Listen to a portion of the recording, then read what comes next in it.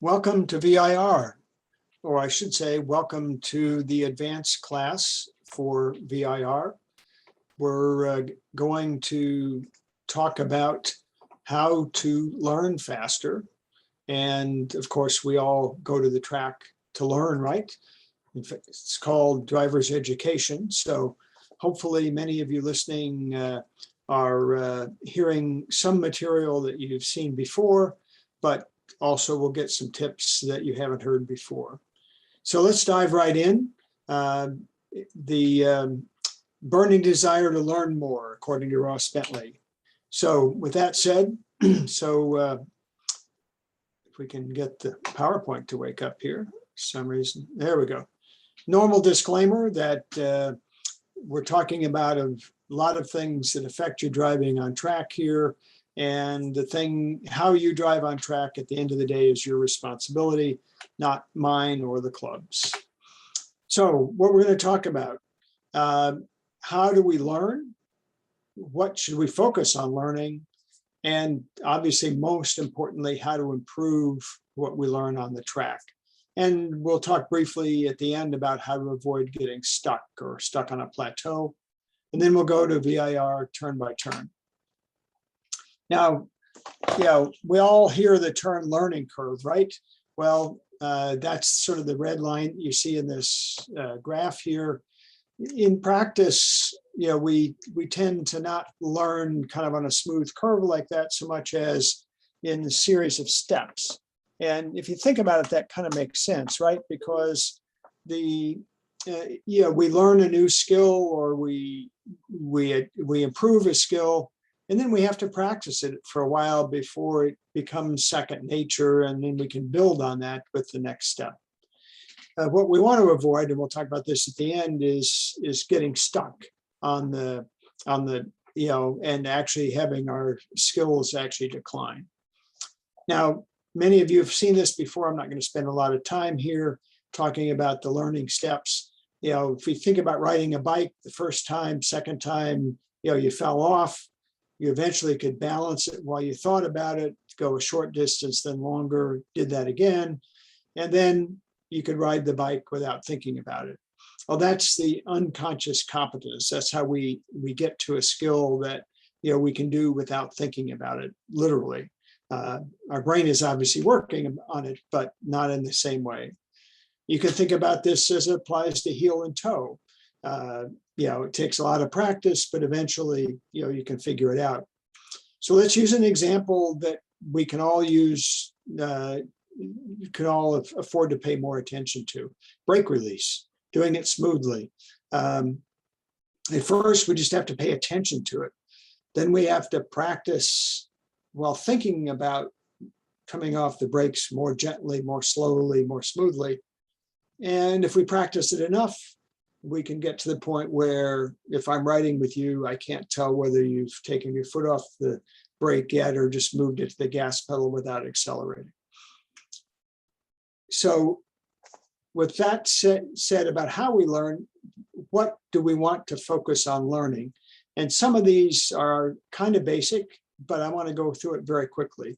We have to know the line, or nothing else really matters if you're an experienced driver, right? And that means knowing the line for you and your car, because as we get more experience, yes, the lines for most cars are similar, but they're not the same. Once we have the line, it's how we come out of the corner. How do we exit the corner at maximum speed safely? And that's all determined by where we can put our foot on the gas pedal at first, the throttle application point.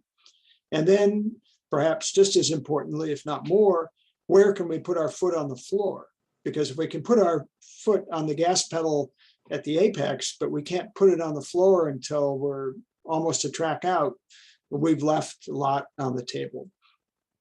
So focusing on exiting the track, the corner properly is really where a lot of drivers have a lot of margin for improvement. And last and least in this case is braking and entering the turn. We brake in a straight line, that part's easy, right? the key here is where do we come off the brakes, and making that smooth and making that transition so we can get to throttle application. That's the really heart of the most important part of braking. And trying to brake late is really the last thing to work on. Unfortunately, a lot of people work on it way too soon. Now, what separates the best from the rest? Well, Ross Bentley says, as do other people, you just have to do the basics better. There's no silver bullets in driving. You just got to master the basics, meaning we got to learn more. And to do that, you have to be committed to learning and making an objective, and it helps to prepare.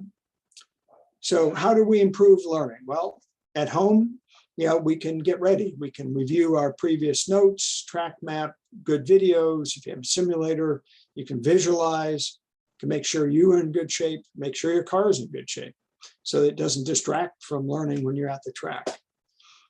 And at the track before driving, you should have your notebook with your written goals for each session, 1 or 2 things to focus on. At the track, you can visualize what you're going to work on. Maybe it's smooth brake release. You can visualize that. Again, make sure you're in good shape, you're focused, and you're relaxed. When we go on track, our attitude and our focus have to be positive. They have to be, we're going to get better on each run. We start off knowing there's something we're not as good at as we'd like to be, or we're good at it, but we want to get even better at it. And we're going to admit that we're not perfect, and we're going to work our way up to it.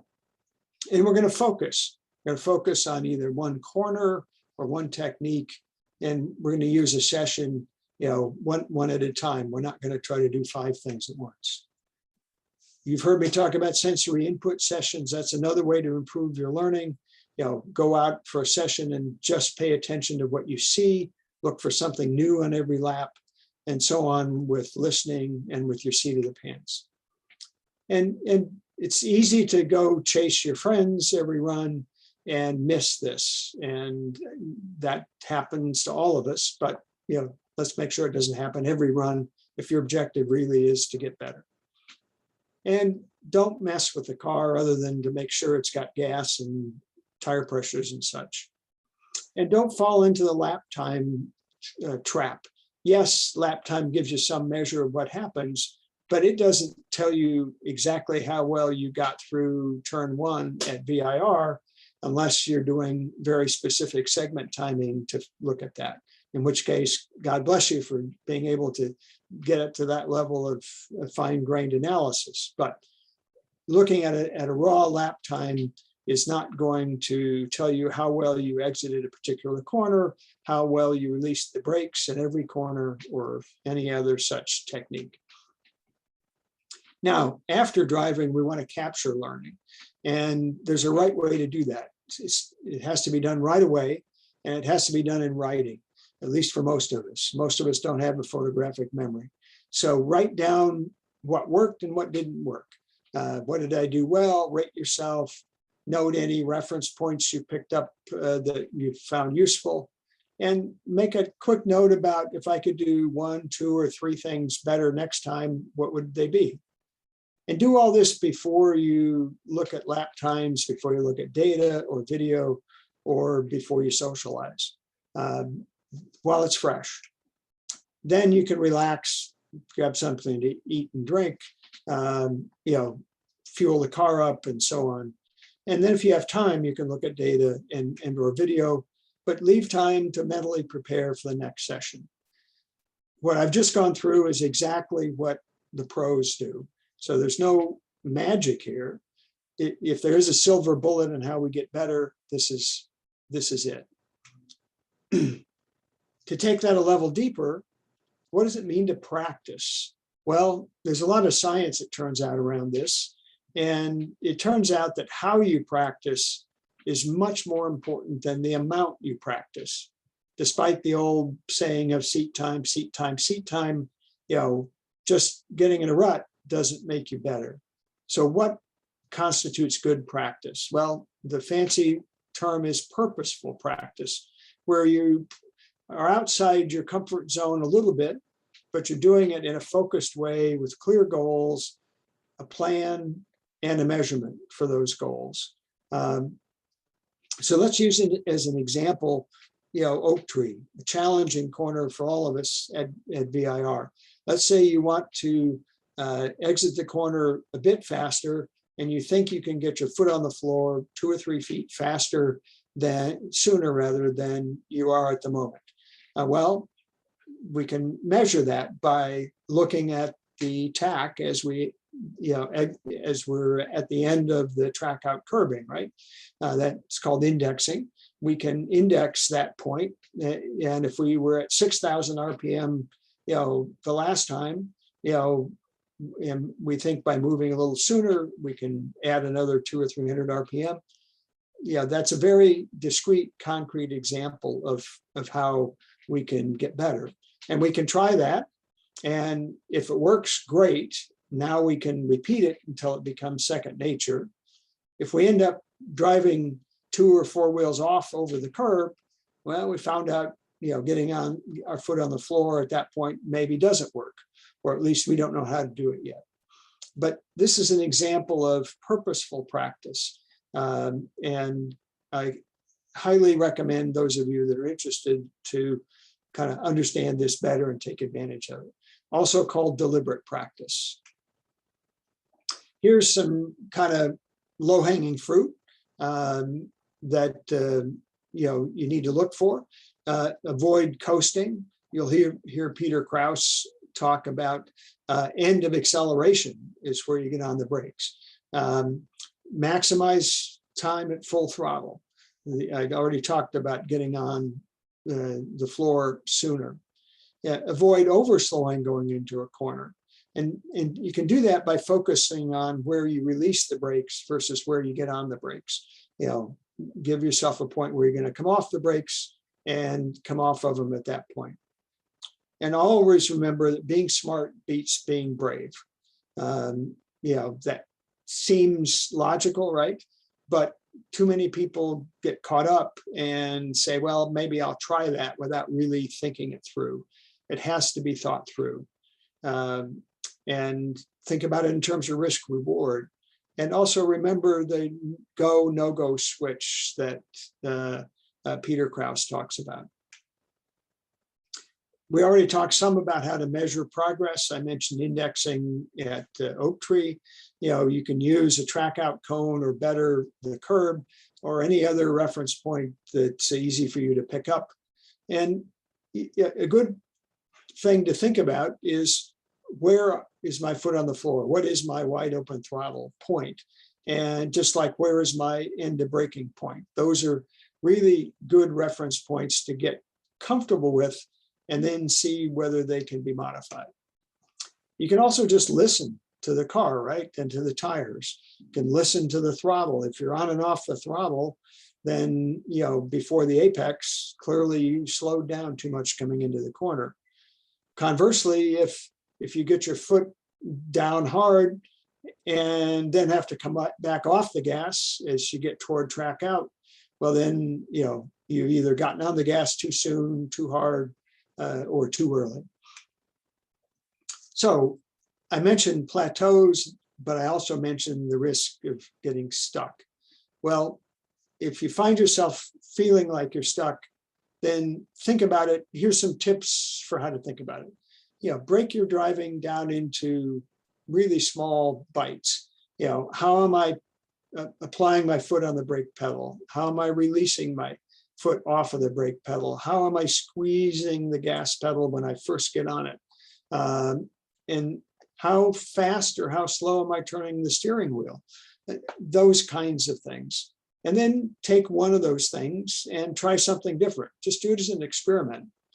And then let that soak in. And if that doesn't help, getting coaching is certainly one way to get yourself unstuck. But at the same time, as we go faster, we have to get a little bit comfortable with being uncomfortable. Not scary uncomfortable, but realizing that we're challenging ourselves. Fine line between being comfortable and being challenged on track. And we want to be challenged, but not be, into that risk zone. And in between sessions, or even better, in between events, go back and think about the basics, focus on the basics. These are all just, things to file away if you feel yourself getting stuck. And here's Ross Bentley's take on plateaus. He says, if it seems like you're not improving, you're about to. Go back to that graph that I showed earlier with the steps, where we have to absorb a skill before we can move ahead. And he suggests just taking a mental break, give yourself a break, relax like the guy sitting on the tire here, and then, go push yourself a bit on some technique, to do it better than you have before. And just enough to be uncomfortable. And then give yourself a break again and try something different. Again, stretch your comfort zone a little bit. And it's important to know we have to give our mind time to process, absorb, internalize whatever we're doing, because that's oftentimes the reason we're stuck is we kind of know we can do something better, but it hasn't all clicked. We've all heard that, right? It hasn't all. That means our brain and our hands and our feet haven't all incorporated it into something that's at least conscious competence, never mind unconscious competence. So how do we learn faster? We start by preparing, which we can do at home with simple tools like a notebook and a map, and have a plan as to what we're going to focus on, whether it's a part of the track or brake release or whatever it happens to be. It's not lap time. That'll take care of itself. That's an outcome. It's not something that we can work on directly. And deliberate practice. If you only take one thing away from this session, think about deliberate practice, where we're trying something different, but we have a plan for what we're going to do different, and we have a plan for how we're going to measure it. And it's based on pushing ourselves just a little bit, just to the edge of our comfort zone. And don't get stuck, or if you do get stuck, we've got some tips. And of course, we come to the track to have fun, so please remember to have fun. So, one last thought. Make sure you have a track map, or actually better, several of them, for your notes. When you come in from a session and you want to write down what you thought worked and didn't work, write it right on the map next to wherever that comment applies. There's good ones on the website, and they're there for exactly that purpose.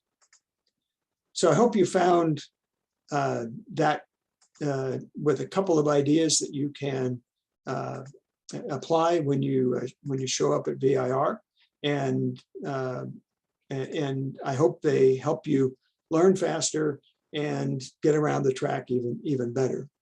Now, all of that said, let's talk about VIR. We're going to talk about the track, and same disclaimer. I'm going to describe lines and techniques and such here, but your mileage may vary. So make sure you're driving at the level and doing things that you find comfortable and can handle. Here's the track map. I just showed you this. If you're new to VIR, then spend some time and measure and remember memorize, I should say, the corner numbers, and in some cases names. You'll hear NASCAR referred to often. That's turn 3. Most people refer to South Bend rather than turn 10. The climbing S's, I don't even remember the turn numbers for the climbing S's. Oak Tree, again, it's Oak Tree. It's not 11 and 12 to most people, and so on. But that's the track. Many of you are old hat with VIR, so you have that figured out. If you want to know more about VIR than I'm going to cover here tonight, or at least want a reinforcement of it, there is a whole write-up on the website that describes VIR turn by turn and gives you even more background than I have time to do in this video. So we enter the track, typically from this position, and we want to be careful and watch staging, in particular pit out, because as most of you I think know, the entrance to the track here is into a very fast section of the track. So pit out is very important here. And even though they'll be watching, you have to keep yourself all the way track right, all the way to the apex of turn one once you exit the pits. I can get this to go ahead. Okay, so turn one. As you can see from the overhead here, this is a very long and corner, 180 degrees, actually a little more than that. And when you think about where the track goes after this photo. And if you look carefully at the slide here, you will see that the first half of the corner is sharper than the second half. What that means is, we have to slow down a lot for the first half, especially considering it's at the end of a long front straight. And it's a corner most people are going to trail brake a long ways into. We really can't get on the gas very hard at all until well after the apex here. And yes, there's track out there, but since the line rather is coming back track right as we exit here, most people choose not to use all the track on exit, although there's nothing wrong with that, depending on your car and your style. You notice the apex here is long. We want to run actually along this curb for some distance, and you're going to hear me say that about a bunch of corners here at VIR, and for that matter, other tracks. But specifically here, there's going to be several corners where the apex is not a point, but 10 or 15 feet along the curb. So heavy braking zone for turn one. It's not a helpful braking zone in general because it's downhill. It can be slippery, and it's not particularly bumpy, but it is downhill with a slight rise at about the 2 marker, which is very helpful. The other thing that's not very helpful, if we go back for a moment, it's a little hard to see here, but the track is pretty narrow, and out in this area, notice lots of people have run wide and run off here. It's very easy to run out from the braking zone. You can end up in the grass very easily if you outbrake yourself coming in here. So not a place to brake late. A good place to trail brake a lot, but not to brake late and to try to be the last of the late breakers. The turn-in is, for most people, is roughly where the arrow is, nice, conveniently located. Some people may be a touch sooner, but right around there. Here you can see that the track has gone up just a little bit, but you can also see that turn one is not helpful for us because it's flat. There is no camber that's helpful here at all. And I already pointed out how little space there is to track left here. So again, very easy to overcook this corner. Here's the apex curbing. It's possible to run right along the concrete part of the curb here. I don't recommend the gators. They are very rough, and there's no real gain to be had up on the gators, but feel free to use the concrete if you like. Again, run along it almost pretty much to the end of the curb here. Now, we're going to usually exit about mid-track. Here we can now see how as we exit turn one, we're actually coming back to the right, which makes this, a sharper corner than it otherwise would be. If the track were to be headed this way, we could drive this corner very differently. But we have to get the car pointed so that we can turn it to the right before we really get our foot on the floor here. Now, turn two is kind of one arc from turn one to turn three. But before I emphasize that again, you're going to see that the direction of travel here follows the track map. So The track map over here, we're going, top to bottom between 1 and 2. So the line here is shown, we're exiting turn 1 and we're headed to the entrance to turn 3. So, and the apex that's shown here is turn 2. It almost looks like a straight line on the slide. It's actually an arc that we want to make in this section.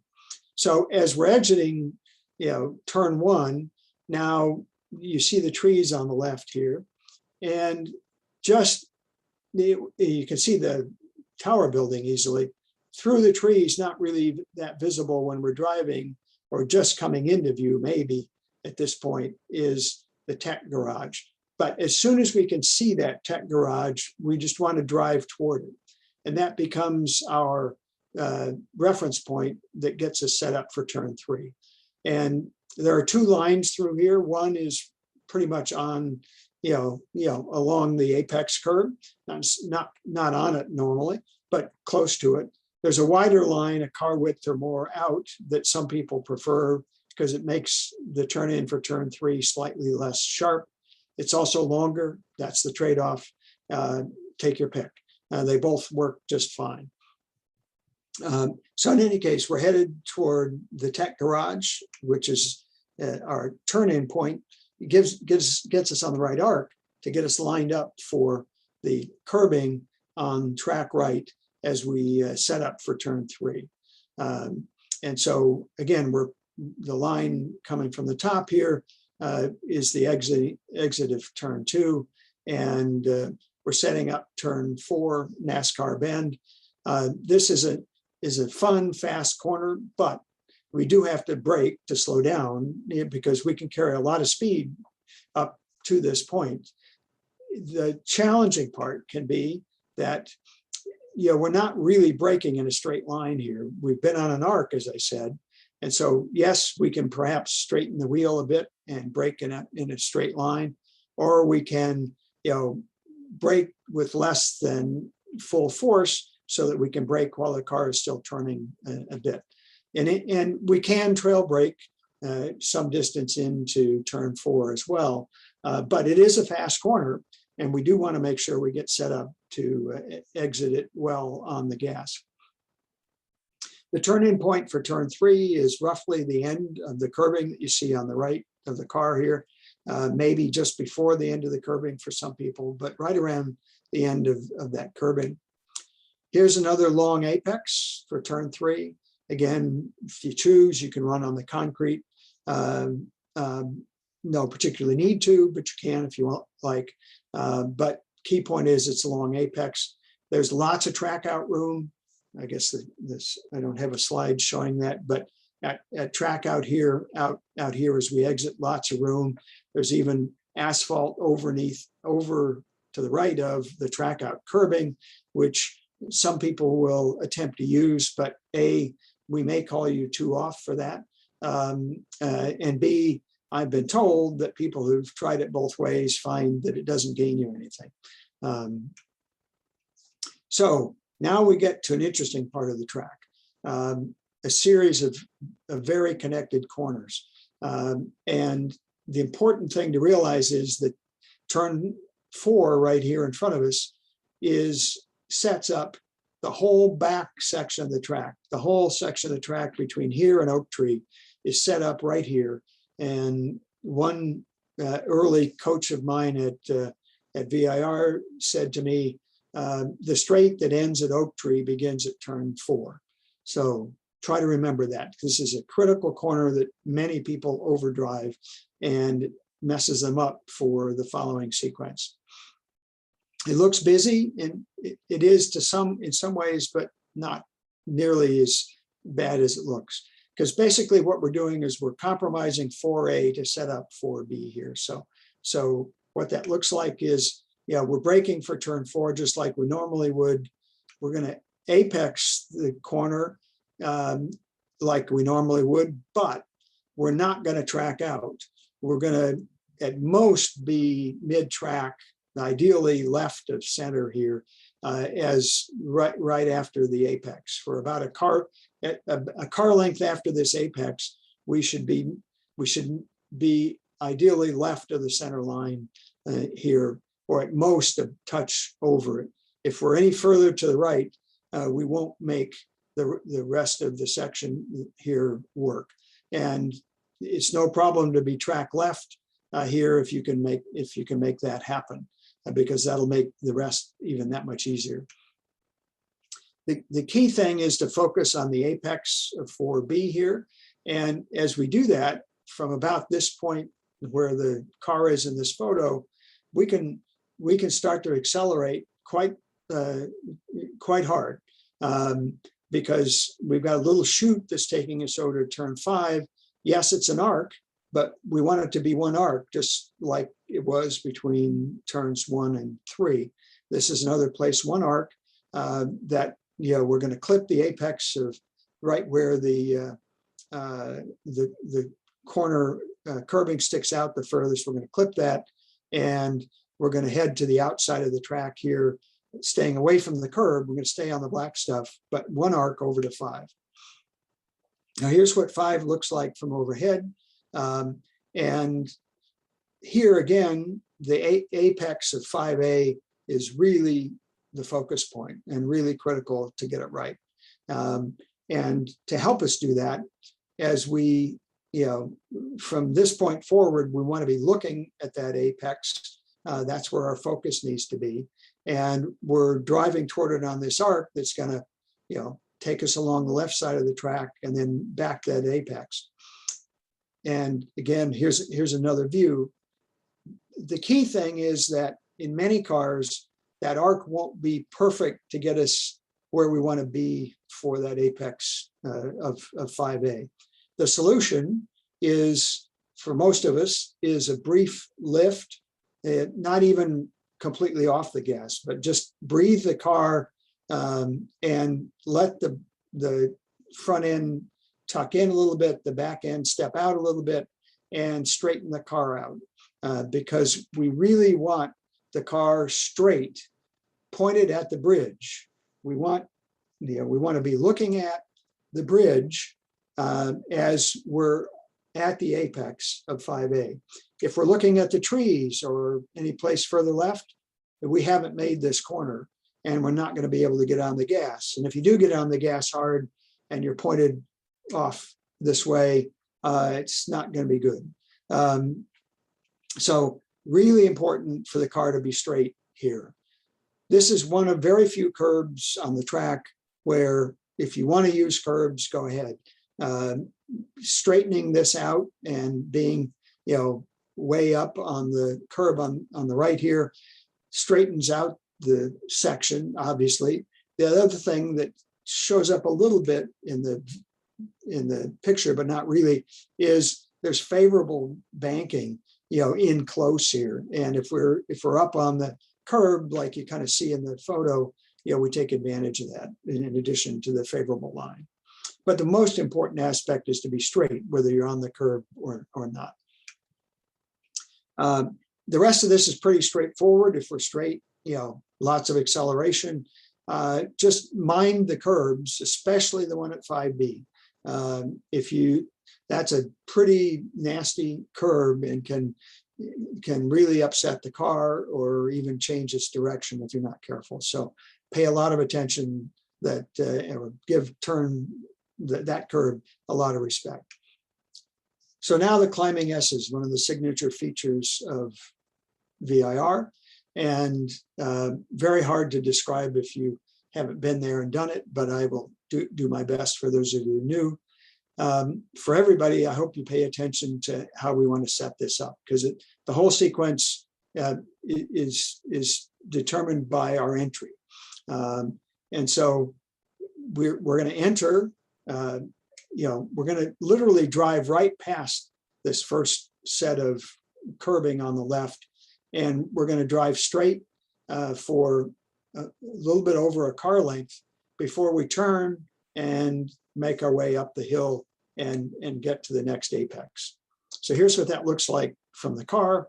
We're going to turn in for that first left-hand curb at about the end of the road here. This is the cut through to, well, It's part of the north course if you're driving the north course. So roughly the end of this road is a place to just bend the car slightly in for, and most of us are going to be foot on the floor at this point. And we're going to be just bending the car a little bit, to head into the first left here. Here's that first left-hand curb. What I want you to really pay attention to is the straight white line after the curb here. Again, the straight white line after the curb. We're going to drive right along that line. We're not going to turn until the straight line ends, until that line starts to bend left. So here's kind of what that looks like.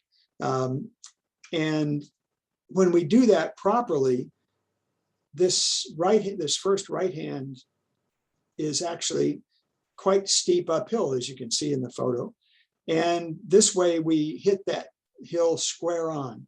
We don't hit it at an angle. And that gives us more grip and is safer.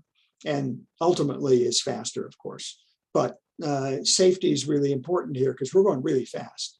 If you've got a fast car or you're not really comfortable yet with this section, then certainly you're going to breathe the car or maybe even squeeze the brakes a little bit, back here, somewhere between here and here.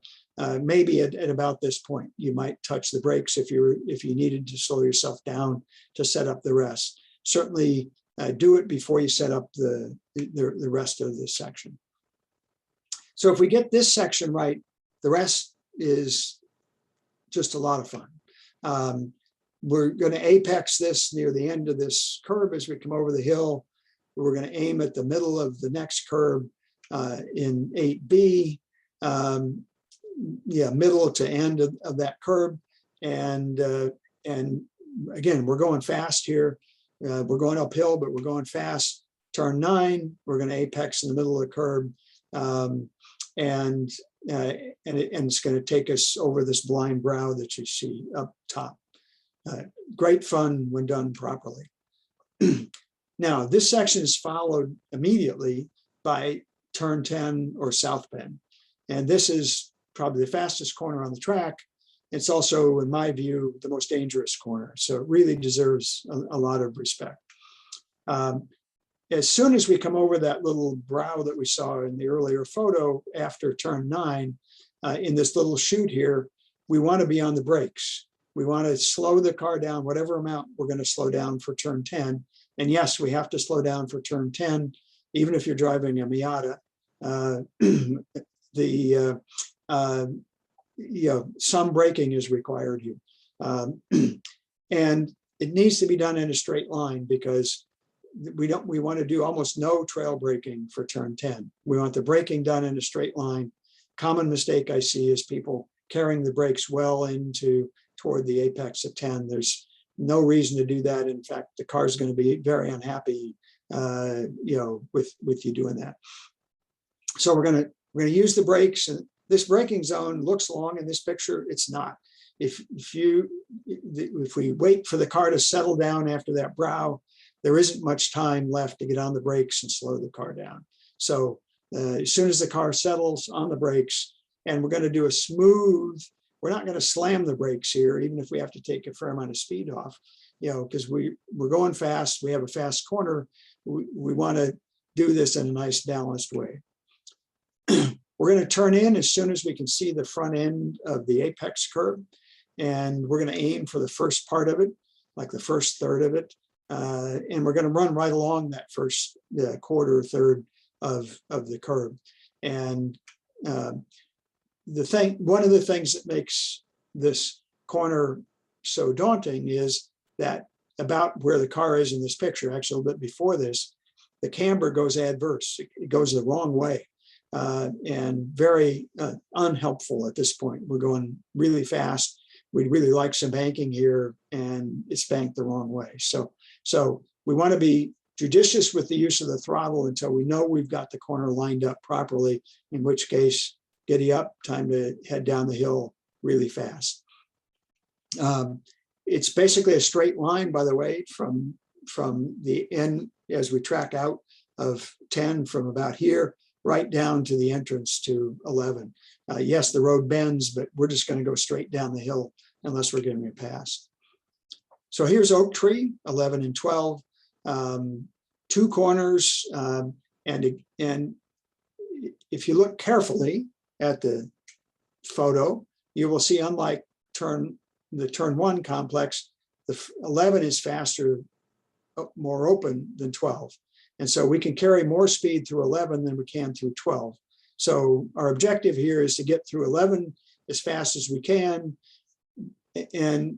but giving ourselves enough braking zone time to slow down for 12 and get 12 set up properly, because obviously it is very critical. It leads on to the main straight.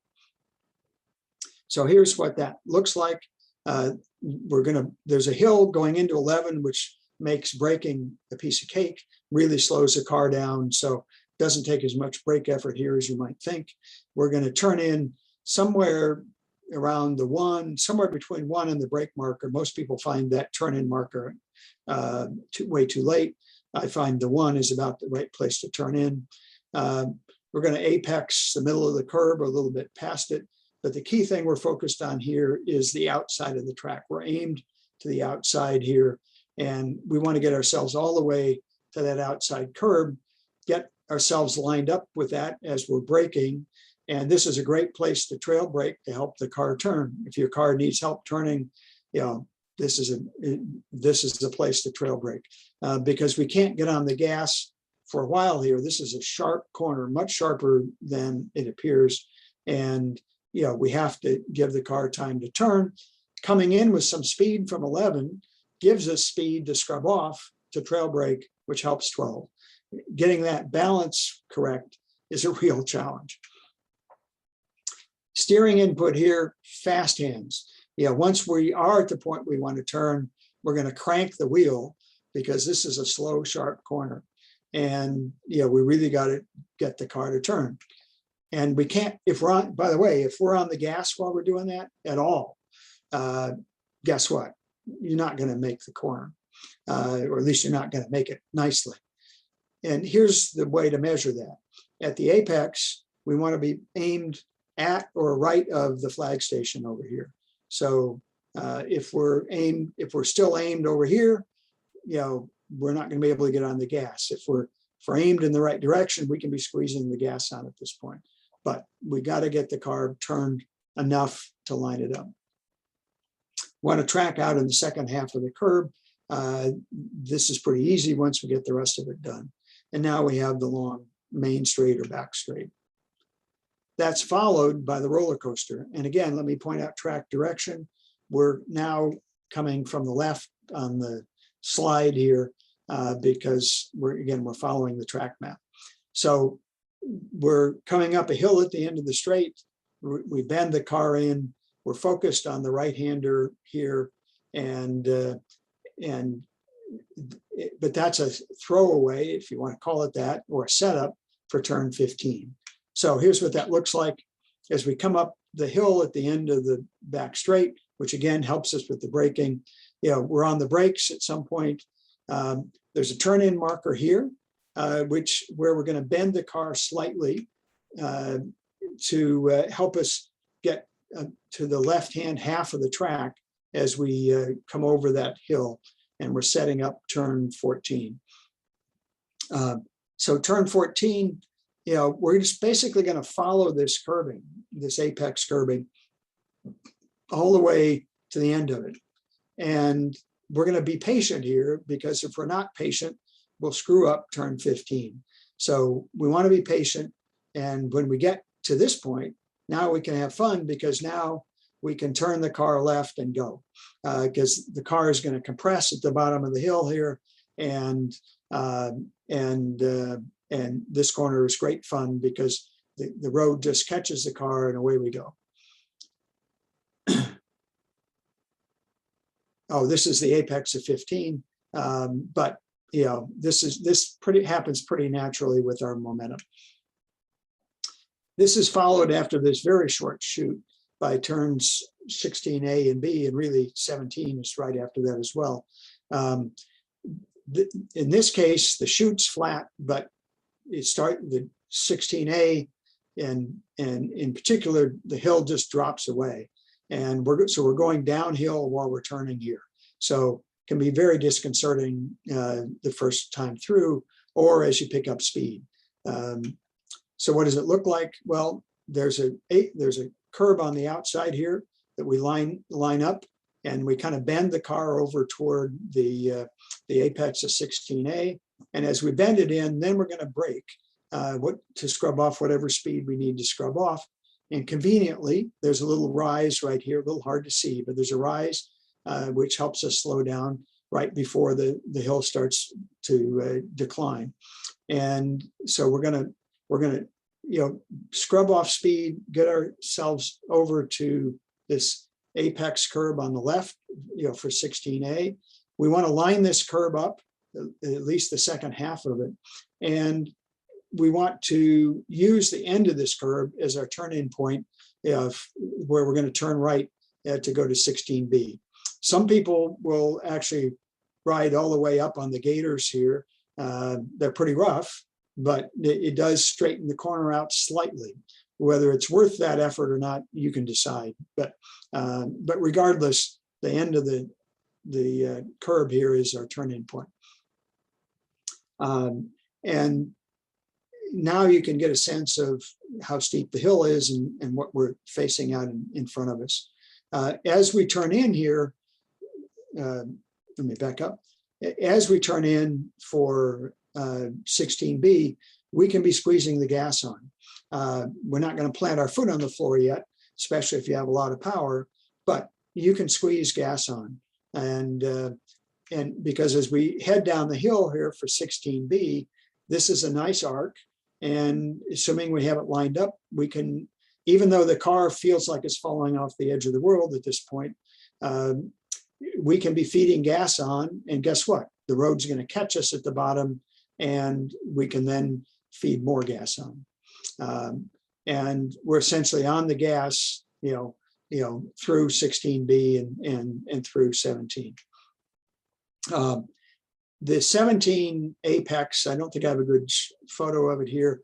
There's no need to be tight on that apex. Most people find about a car width off is fine for 17. But I don't think I have. No, I don't have the track out. The track out curbing for 17, can catch people out. So I don't recommend getting on that curbing because it can grab the car and not a great place to be. So just to wrap up, some key points to emphasize. Turn 1 is slower than it looks and therefore easy to overdrive. Same for Oak Tree, same for turn 4. South Bend, turn 10 deserves great respect. And all of these connected corners require patience. They require technique. It's what makes VIR so challenging.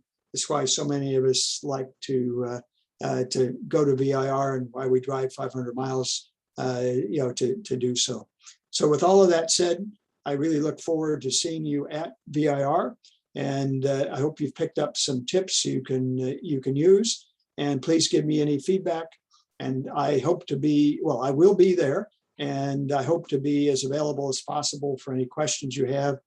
We have the great privilege of having Peter Krause doing a virtual track walk discussion on Friday night. So I hope to see you at that session as well. Drive safe and have a great trip to VIR.